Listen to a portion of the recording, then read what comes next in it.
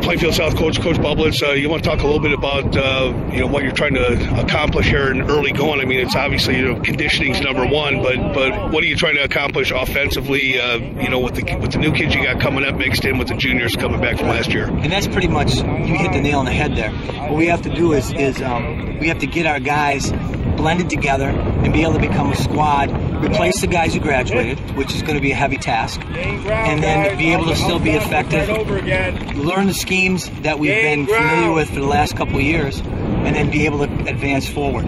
Every position is having that situation right now, whether it's offensive line, defensive line, whether it's secondary and linebackers defensively, or if it's our skilled guys on offense.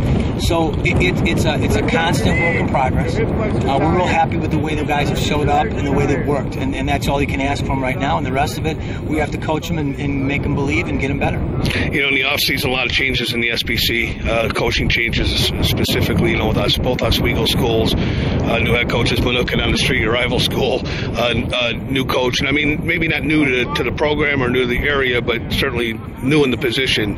Do you expect some wild cards this year, in the conference? I mean, I don't know that Oswego's going to be able to throw like they did last year with West gone. Ryan West, the quarterback's gone, and so you think maybe they might go more to a running game, or Manuka, you just don't know what you're going to do down there this year, and Oswego East, really nobody's got a beat on yet.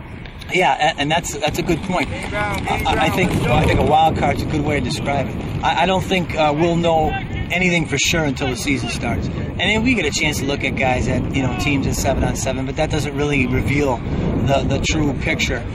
But I think you're absolutely right in the sense that there'll be some differences. There'll be some different leaps that'll be turned in terms of how these teams will operate. I think Oswego East will kind of have a complete makeover. That would be my guess. But Manuka's hired from within, and so did Oswego.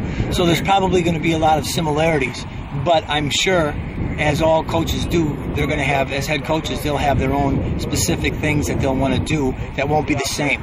And for the rest of us, that'll be for us to figure out.